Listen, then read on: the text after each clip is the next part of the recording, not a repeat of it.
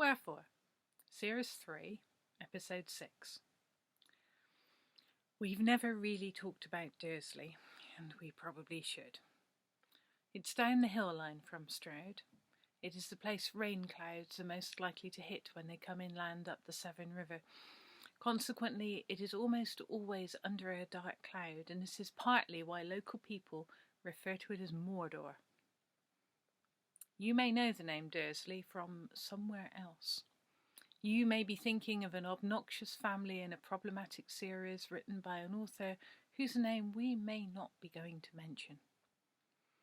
The author who said in an interview that wizards shit their pants and then magic the crap away.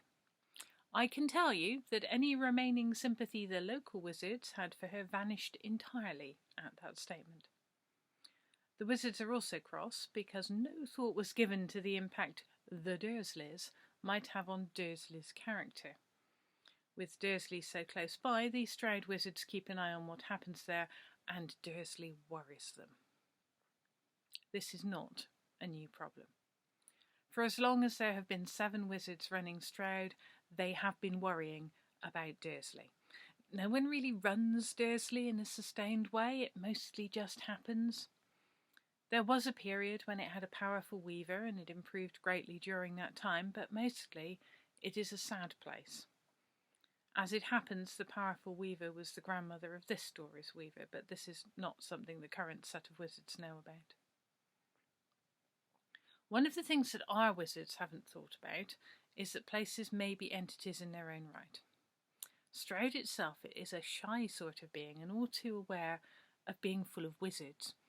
The town does not mind being run by wizards on the current terms, but has no intention of getting into a situation where it personally is being directed by them.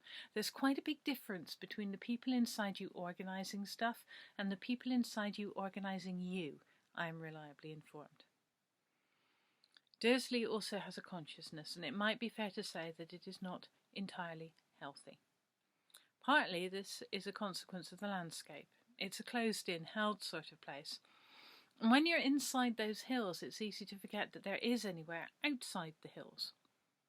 Dursley, of course, has been inside itself for as long as it has existed, and this is a place whose settlement dates back about as far as there have been people. This is a small town with delusions of grandeur. It spends much of its time asleep and dreaming about itself. In its dreams, Dursley has a massive stone circle and regular sacrificial rites. There is an enormous funfair on the playing field with giant rides that will probably kill people. There are predatory monsters that hunt down its inhabitants. You may be detecting a theme here. Dursley also likes to dream about its glory days, when its carnival had the streets thronging with people and wasn't just a few badly dressed enthusiasts following behind a car with a trailer. It dreams of camels and steam engines on its field. Sometimes it even dreams of the much-feared bacon and cheese gang from back when that was a thing.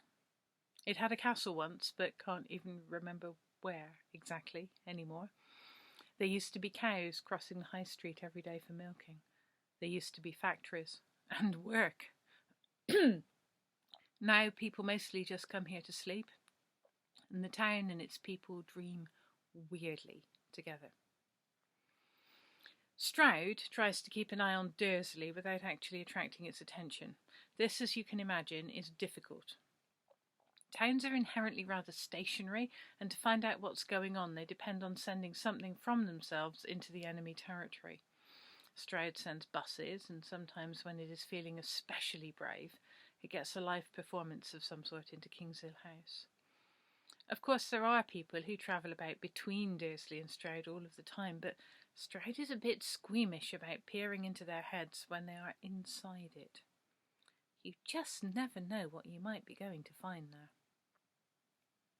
Stroud's resident weaver still has Dursley nightmares about the human sacrifices in the terrible fairground. Other Dursley refugees are beset by similar problems to the degree that Stroud already feels a bit infected with Dursley nightmares.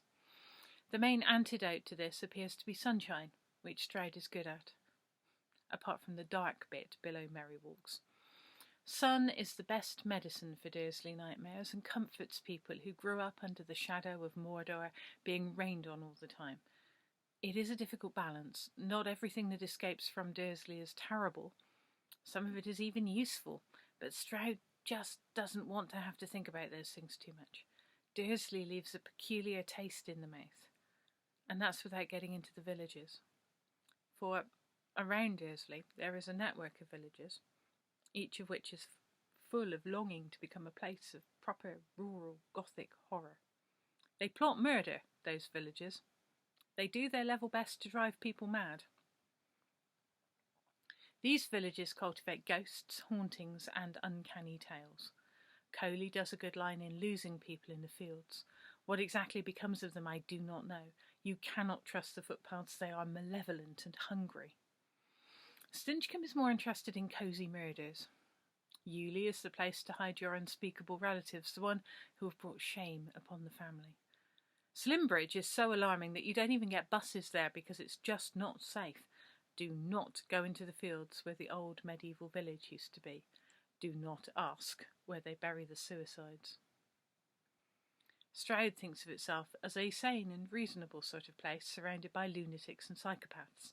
It holds uneasy truces and compromises as best it can, wilfully oblivious to the way almost all the conscious settlements around it think that it is bonkers and overly self-important. Stroud thinks that everyone loves it and that it is inherently lovable. There are rather a lot of things the town is in denial about. Unfortunately, there is no one who offers counselling or therapy to the conscious town entities.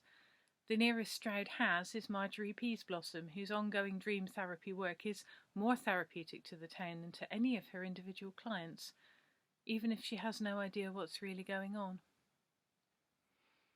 The lesson I want you to take away from this rather rambly mess of ideas is that we never know how what we do fits into the bigger picture. We may think we know. Wizards and weavers are prone to thinking they really get how the bigger scale operates. It's hard to see when you're just a piece in some larger entity's plan. Everything has intentions. The town and the hills are plotting things. The ice that was here thousands of years ago still has ideas and influence. The Oolites dream and their dreams permeate everything. Never assume you are in charge.